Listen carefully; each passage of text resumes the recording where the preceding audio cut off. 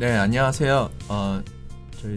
오늘 신한금융투자 아카데미에서 소개해드릴 기업은 마켓컬리로 유명한 바로 이제 컬리입니다. 최근에 이제 상장을 앞두고 굉장히 많은 뉴스들이 나오고 있고 또 투자자들도 관심을 많이 가지고 있어서 저희가 조금 빠르게 시장에서 유일하게 처음으로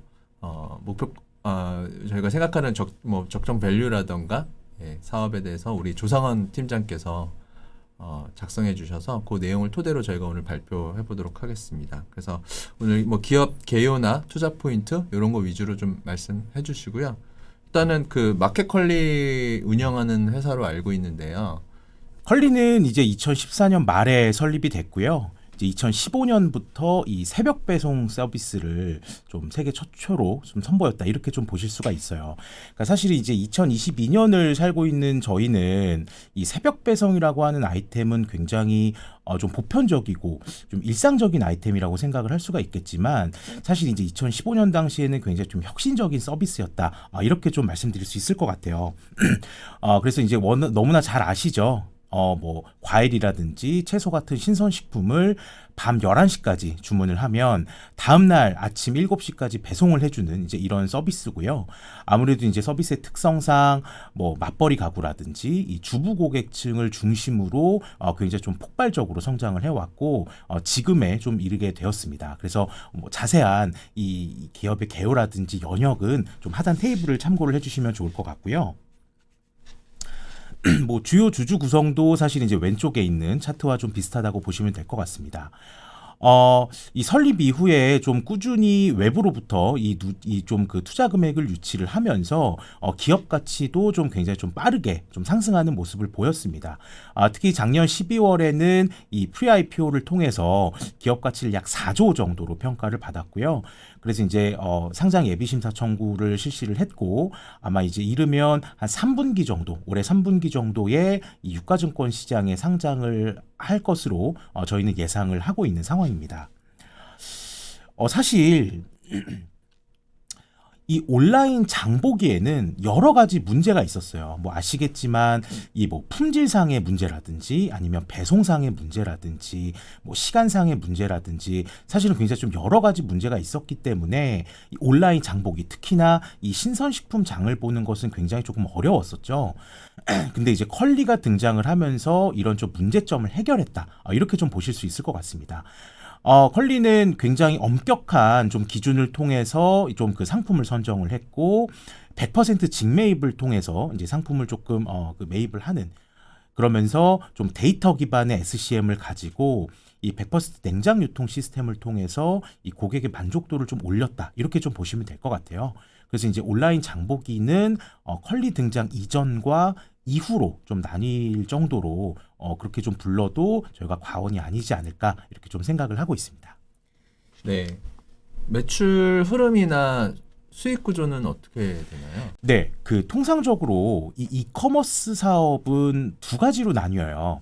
1P와 3P로 나뉘는데 이 1P는 이제 유통업체가 상품을 직매입을 하는 구조라고 보시면 되고요.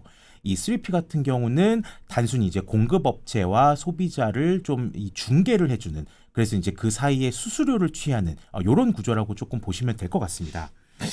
근데 이제 좀 더 쉽게 말해서 이 유통업체가 재고에 대한 부담을 지느냐, 그리고 이제 상품을 매입을 하느냐, 그리고 이제 추후에 상품이라든지 서비스에 문제가 생겼을 때, 이걸 이제 책임지는 이 좀 주체는 누구냐, 이제 이런 부분에 따라서 좀 그 1P와 3P가 조금 갈리는데요. 이제 각각의 특징이 있겠지만 이 1P의 가장 큰 강점은 아무래도 이제 직매입 구조이다 보니까 굉장히 매출이 좀 빠르게 성장한다라는 측면이 있는 것 같습니다. 컬리도 마찬가지고요. 사실 이제 컬리가 설립됐을 때 이제 2015년 당시에는 매출이 거의 뭐 29억 원 정도에 불과했습니다. 근데 이제 굉장히 좀 빠르게 성장을 해서 2020년에는 거의 1조 원에 육박하는 매출을 달성을 했고 작년 같은 경우에는 1조 6천억 원 정도를 좀 달성을 했습니다. 통상 이제 이커머스 산업에서는 아까 이제 말씀드린 그 1P와 3P 이 사업 구조의 특성상 이 매출보다는 이 거래액을 조금 많이 좀 보는 편인데요. 그 거래액 지표도 굉장히 조금 빠르게 성장하는 모습을 보실 수가 있습니다. 다만 굉장히 좀 빠르게 늘어나는 매출 그리고 이제 거래액과 비례해서 이 영업 적자도 좀 많이 좀 늘어나고 있는 편이에요.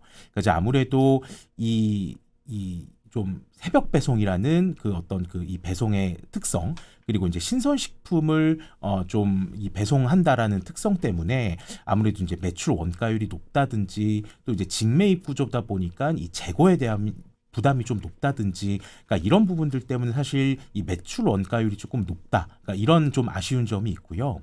이 판관 비율도 사실 이제 개선이 조금 더딘 상태였습니다. 그러니까 아무래도 이 고정비에 대한 투자가 조금 많이 들어갔었기 때문이었었고요. 그래서 실제로 2019년에는 거의 뭐 1,000억 원에 육박했었던 영업 적자가 2020년 같은 경우에는 1,163억 그리고 작년 기준으로는 이제 2,000억을 조금 넘어서는 그래서 영업 적자도 조금 심해지는 좀 이런 모습을 조금 보이기는 했습니다. 이제 투자해야 될 주주로서는 굉장히 좀 아쉬울 수는 있겠지만 긍정적인 부분들은 아무래도 이제 일종의 과거에 좀 고정비 투자라든지 뭐 물류센터라든지 이런 고정비 투자가 얼추 좀 마무리되는 국면이기 때문에 더 이상의 좀 대규모 투자의 비용은 들어가지 않을 가능성이 높더라. 그리고 향후에 어떤 그 변동비성 판관비를 어느 정도까지 조금 줄이느냐 이제 이런 여부에 따라서 이제 흑자 전환 시점은 저희 예상보다 조금 빠르게 나타날 수 있다 이렇게 좀 생각을 해볼 수 있을 것 같습니다. 네, 변동비성 비용 절감으로 흑자 전환 가시화 될 수 있다. 예, 이렇게 의견을 주셨고요. 그러면 이제 수익 모니타이제이션 이제 수익이 이제 어느 정도 이익이 나는 그런 구간에 이제 곧 접어들 텐데 뭐 그래도 투자자들은 계속해서 성장을 원하잖아요. 네, 그래서 뭐 향후에 또 이제 성장 전략은 어떤지, 예, 또 이를 통해서 우리가 알 수 있는 컬리의 경쟁력은 어떤 게 있는지 좀 말씀해 주세요. 네. 일단 컬리의 이 어떤 그 성장 전략은 크게 세 가지로 좀 말씀드릴 수 있을 것 같아요. 그래서 상품 그리고 가격 그리고 이제 좀 그 편리성 이렇게 조금 보실 수가 있고요. 일단 상품 측면에서 놓고 보면 말씀드린 것처럼 굉장히 좀 엄격한 기준을 바탕으로 직매입을 하는 구조입니다. 그래서 이제 고객의 만족도가 높아지고 또 이제 상품에서 좀 차별화를 많이 좀 이룩을 하는 것 같아요. 그래서 다른 곳에서는 좀 찾아볼 수 없는 자체 상품이라든지 컬리에서만 좀 구입을 할 수 있는 그래서 뭐 컬리스나 컬리 온리 제품을 조금 선보이면서 고객의 만족도도 굉장히 조금 높아지고 있는 상황이고요. 그리고 이제 이 수도권 인근에 이제 그 물류센터를 한 5개 정도 보유를 하고 있는데 이 물류센터마다 이제 성격이라든지 뭐 온도라든지 이런 부분이 좀 다르고 이 상품마다 좀 그 맞는 최적의 온도를 좀 바탕으로 이 물류센터 운영을 하다 보니까 어떻게 보면 이제 산지에서 이제 소비자 식탁까지 오르는 그 전 과정에서 굉장히 좀 그 품질이 좋은 이 신선식품이 좀 배송이 되기 때문에 이런 점들이 좀 소비자에게 어필을 하는 이런 포인트가 아니었을까 이렇게 좀 생각을 하고요. 이 두 번째는 컬리는 이제 산지와의 직거래 그리고 대량 구매를 통해서 좀 이 규모의 경제를 조금 일으키고 있는 상황이고 또 이제 재밌는 거는 이 데이터를 통해서 재고 운영을 하다 보니까 이 폐기율이 최소화되는 이런 좀 선순환 구조를 낳고 있어요. 그러니까 이런 부분들을 좀 종합을 해봤을 때 이 합리적인 가격을 좀 소비자한테 제공을 하더라 이런 좀 강점이 있는 것 같고요. 또한 이제 그 마켓컬리가 애초에 이 온라인 장보기의 좀 불편함을 해결하면서 좀 등장을 했다고 말씀을 드렸지 않습니까? 이제 그렇기 때문에 이 구매의 전 과정에서 좀 편리함을 제공을 하는데 이 부분이 이제 어플리케이션을 접속을 해보시면 너무나 잘 아실 것 같아요. 그래서 제품 상세 페이지를 보시면 너무나 친절한 설명을 조금 만나실 수 있을 것 같아가지고 이런 점이 좀 그동안의 성장 전략이었다. 그래서 이를 통해서 봤을 때는 좀 굉장히 엄격한 상품 관리 그리고 이 데이터가 이 기업의 핵심 경쟁력이라고 좀 생각을 해볼 수 있을 것 같습니다. 엄격하게 좀 상품 관리를 하면서 고객의 충성도가 높아지고 그 고객이 다시 이제 재구매로 좀 이어지고 그러니까 이런 부분들이 좀 선순환 구조로 어느 정도 자리를 잡은 것 같고요. 그리고 이 데이터 기반의 수요 예측을 통해서 굉장히 좀 폐기율을 낮추는 그래서 이 손실률을 조금 낮추는 방향으로 좀 가고 있습니다. 그러니까 사실은 무슨 유통기업이 데이터 관리를 하느냐 이렇게 생각하실 수도 있겠지만 이 데이터 기반을 통해서 이제 컬리의 이런 그 비효율성을 제거하고 향후에 또 이제 뒤에 말씀드릴 이제 확장성 측면도 조금 연결이 되는 부분이 굉장히 좀 핵심 경쟁력일 것 같고요. 그래서 이제 그래프를 보시면 이 컬리가 타사 혹은 이제 다른 유통 채널과 이제 비교를 했을 때 굉장히 좀 효율적으로 좀그 운영을 잘 하고 있구나 이런 부분도 좀 말씀드릴 수 있을 것 같아요. 사실 이 데이터라는 부분은 굉장히 좀 특징적인 부분이 많은 것 같아요. 사실은 이 아마존 같은 경우도 이 예측 배송이라고 하는 시스템을 운영을 하면서 굉장히 좀 빠른 배송이 가능하게 합니다. 그러니까 아마존은 이제 고객이 접속하는 이제 그 순간부터 이미 배송을 시작을 하고 있는 상황이에요. 그러니까 고객의 과거 구매 패턴이라든지 이런 부분들을 분석을 해서 접속 그 순간부터 이 배송이 시작되어서 이제 집 근처 물류센터에 갖다 놓고 근데 이 예측 배송 시스템의 적중률이 사실 굉장히 조금 높은 편이라고 볼 수가 있습니다. 그래서 컬리도 사실 어떻게 보면 이제 이런 데이터 기반의 운영을 조금 지향하는 편이고요. 또 한 가지는 좀 쿠팡의 사례에서도 힌트를 찾을 수가 있어요. 쿠팡이 사실 이제 상장을 하는 당시에 굉장히 좀 뭐 많은 좀 긍정적인 포인트가 있었지만 높은 밸류에이션을 받을 수 있었던 측면들이 바로 이제 우측에 보여드리는 코호트 리텐션 분석 데이터인데 사실 이제 이커머스 산업 특히나 이제 이커머스 기업에서 가장 우려를 하시는 부분들은 마케팅 비용을 지출을 하는데 그 부분이 충성 고객으로 연결되지 않는 부분들 그러니까 소위 말해서 이 체리피커의 양산이 이커머스 기업에게는 가장 큰 리스크입니다. 그래서 이제 통상적으로는 이 처음에는 굉장히 고객의 유입이 많고 재구매율이 높다가 시간이 가면 갈수록 그 충성도는 떨어지게 마련이죠. 그래서 다시 이제 마케팅 비용을 쓰는 그런 좀 악순환이 반복이 되는데 쿠팡 같은 경우에는 이 가입 연차례에 비례해서 충성 고객이 조금 더 늘어나는 굉장히 좀 독특한 부분을 조금 고려를 해볼 수 있을 것 같아요. 그래서 컬리 역시나 좀 쿠팡과 이런 이 분석 데이터가 조금 패턴을 같이 하는 모습을 보이기 때문에 이런 그 데이터 분석에 대한 부분들이 저는 좀 굉장히 좀 중요한 부분들 그리고 컬리의 핵심 경쟁력이다 이렇게 좀 말씀드릴 수 있을 것 같습니다. 그 가전업체들 우리나라 사실 집안에서 보면 어디 냉장고 쓰세요? LG 아니면 삼성이잖아요. 네, 저는 삼성 거 씁니다. 그렇죠. 예. 그러면 사실은 이런 빅데이터 분석 사전 수요 예측하는 것도 굉장히 중요하겠지만 오히려 가전업체 특히 이제 냉장고에 어떤 식재료가 좀 떨어지고 있다. 그런 데이터 확보가 훨씬 더 빠를 것 같은데 향후에 이런 삼성이라든가 LG전자와 그런 가전업체와 좀 어떤 제휴를 통해서 조금 이 데이터 기반의 그런 것들을 좀 고객들의 수요를 먼저 조금 캐치할 수 있는 그런 것도 좀 준비하지 않을까요? 예, 네. 그런 부분도 지금 좀 논의 중인 네. 것 같고요. 그래서 네. 비단 가전업체뿐만이 아니라 네. 조금 더 이제 다양한 기업들과 좀 더 제휴를 통해서 네. 이런 부분들을 조금 더 이제 현실화를 시키고 네. 그래서 이제 이 데이터 기반으로 조금 더 할 수 있는 부분들을 많이 마련을 해놓고 있는 상황입니다. 네, 그렇군요. 지금 컬리가 속해 있는 산업이 이제 굉장히 경쟁도 있고 저도 사실 이제 마트를 거의 안 가거든요. 귀찮아서.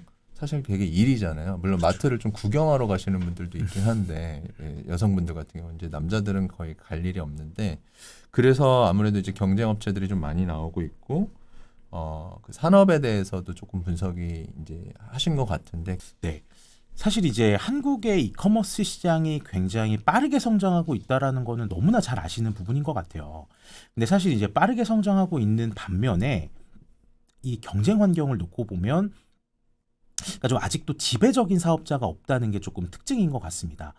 한국에서 이제 1위 사업자는 네이버 그리고 이제 2위 사업자는 쿠팡이라고 좀 볼 수는 있는데요. 사실 이제 이 기업들이 굉장히 규모도 크고 네이버 쿠팡을 많이 쓰시지만 여전히 그 점유율 측면에서 봤을 때는 아직은 조금 낮은 것 같아요. 그래서 이 중국의 알리바바라든지 미국의 아마존 대비하면 여전히 조금은 좀 그 지배적인 사업자가 없더라. 이렇게 조금 말씀드릴 수 있을 것 같고요. 다만 이제 그 컬리가 좀 중점을 두고 있었던 이 신선식품 카테고리에서는 아무래도 이제 컬리하고 쓱닷컴이 조금 양분하는 이제 그런 모습이 나오지 않았나 이렇게 좀 생각을 해보고 있습니다. 그러면 이 어떤 그 신선식품 쪽에서는 역시나 조금 경쟁이 좀 치열한 모습이 나오고 있고 이제 있는데 그럼 왜 이렇게 신선식품에 다들 사활을 걸고 있는가를 보시면 이제 우측의 데이터를 보시면 너무나 명확한 것 같아요. 그러니까 전체적으로 봤을 때는 이 주요 품목별 온라인 침투율이 굉장히 좀 급격하게 상승을 하고 있고 뭐 가전이라든지 의류, 뭐 화장품 이제 이런 부분들도 굉장히 좀 높은 침투율을 보이고 있는 반면에 음식료품 같은 경우에는 성장이 빠르기는 하지만 여전히 그 침투율이 조금 다른 재화에 비해서는 낮은 상태입니다.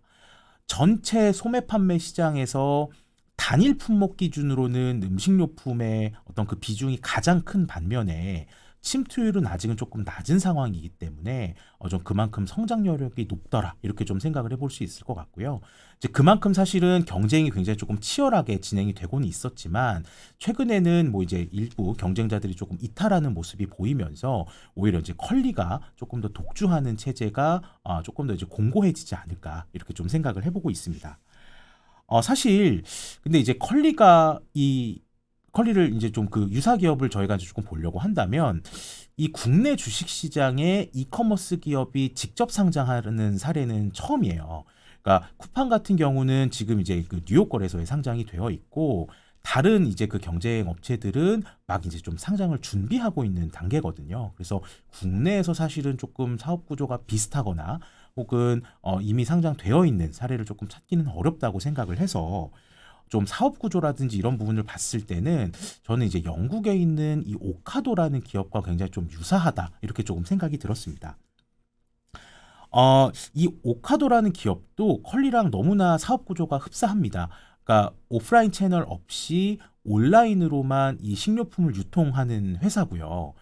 또 이제 이 회사가 이 리테일 테크라고 불리는 그래서 이 유통업체지만 이 데이터 기반으로 굉장히 좀 설계를 잘 해서 본인들의 어떤 비용을 좀 효율화할 수 있을 뿐만이 아니라 그렇게 자체적으로 구축한 그 데이터 플랫폼을 외부에 좀 판매하는 이런 부분까지 조금 잘 이루어지고 있는 상황이더라고요. 그래서 컬리도 이제 이런 부분들을 조금 지향을 하고 있기 때문에 좀 장기적으로 혹은 향후에도 이 컬리의 기업 가치는 이 오카도와 좀 궤를 같이 하지 않을까 이렇게 좀 생각을 하고 있습니다. 오카도에서는 맥주 파나요?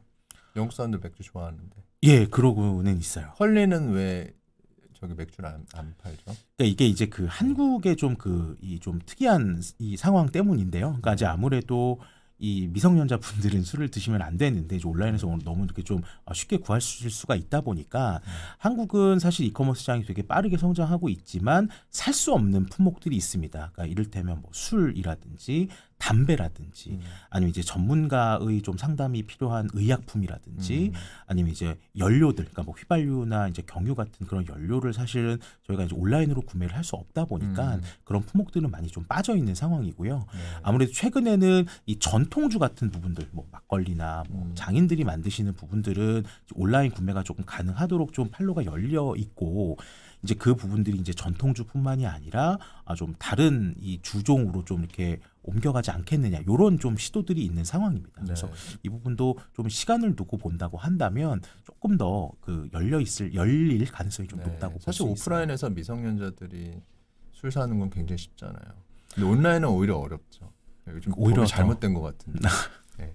이제 그런 부분들을 좀 해결하려고 많이 좀 그 시도를 하고 있는 것 같아요. 네, 알겠습니다. 향후에 그래서 어떤 뭐 전략을 통해서 성장을 좀 지속할 걸로 보시나요? 네, 역시나 한 뭐 세 가지 정도의 방향인 것 같아요.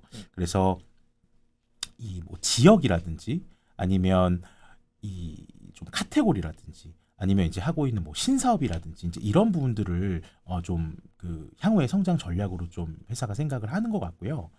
일단 첫 번째는 이제 지역 확장에 대한 부분입니다. 그러니까 사실 이제 컬리가 수도권 위주로만 사실 사업을 진행을 해왔고 비수도권으로는 작년부터 좀 진출을 하기 시작을 했어요. 이러다 보니까 이제는 좀 더 전국구 유통업체로 거듭나겠다. 그러니까 이런 모습들이 작년부터 좀 나오고 있고 올해 4월 같은 경우에는 비수도권인 창원에 이 물류센터를 짓기로 좀 결정을 하면서 조금 더 전국적인 배송을 가능하게 하는 이런 시도들이 좀 많아지고 있는 것 같습니다. 이 부분을 통해서 이 과거에 좀 보였던 그 폭발적인 성장이 향후에도 저는 좀 가능하다라고 좀 생각이 들고요. 두 번째는 이 비식품 쪽인 것 같아요. 그러니까 아무래도 컬리는 이제 신선식품을 위주로 성장을 좀 해왔지만 사실 이제 이 신선식품이라고 하는 이 카테고리 자체가 이 마진율이 굉장히 조금 낮은 사업일 수밖에는 없거든요. 그래서 확장성 그리고 이제 수익성을 사실 이제 두 마리 토끼를 동시에 잡기 위해서는 요 비식품 카테고리의 라인업을 어느 정도까지 확장을 하느냐 이 부분이 굉장히 좀 중요할 것 같고요. 제가 이제 그 서두에 말씀드린 1P와 3P를 말씀을 드렸는데 컬리는 사실 이제 1P 위주로 조금 그 이 1P를 중심으로 이 사업을 조금 성장을 시켰는데 최근에는 이 3P 즉 이제 오픈 마켓까지 좀 염두를 해두고 있는 상황인 것 같아요. 그러니까 이 부분을 통해서 굉장히 조금 더 성장을 가속화를 할 수 있는 부분들이 좀 많아지는 것 같고요. 그래서 이전에는 그냥 단순히 신선식품 장보기의 어떤 전문몰이었다. 그러니까 이런 좀 이 컨셉이었다면 앞으로는 이제 일상용품을 살 수 있는 좀 종합몰이다. 이런 부분으로 좀 나아가려는 준비를 하고 있습니다. 마지막으로는 뭐 이제 결제 사업이라든지 뭐 플랫폼 사업이라든지 이제 이런 부분들을 조금 강화하려는 이런 모습을 보이고 있어요. 그래서 지금까지 쌓여온 이 데이터를 좀 수익화하는 부분에 조금 더 중점을 두고 있는 상황인 것 같아요. 그래서 말씀드린 이 어떤 그 세 가지의 방향이 이 컬리의 이제 향후에 좀 기업 가치를 좌우할 수 있는 포인트들이기 때문에 향후에 조금 유념 있게 좀 봐야 되지 않을까라고 좀 생각을 하고 있습니다. 네, 오늘 컬리 이제 하반기에 투자들이 굉장히 또 관심 많이 갖고 또 가장 기대가 되는 상장 곧 이제 앞둔 마켓컬리에 대해서 저희가 알아봤고요. 앞으로도 뭐 계속해서 좋은 그 보고서로 좀 팔로우업을 계속 해주시고 저도 개인적으로 마켓컬리 굉장히 관심 많은데 잘 상장해서 좋은 모습 보여줬으면 좋겠습니다. 네. 오늘 고생 많으셨습니다. 네, 시청해주셔서 감사합니다. 감사합니다.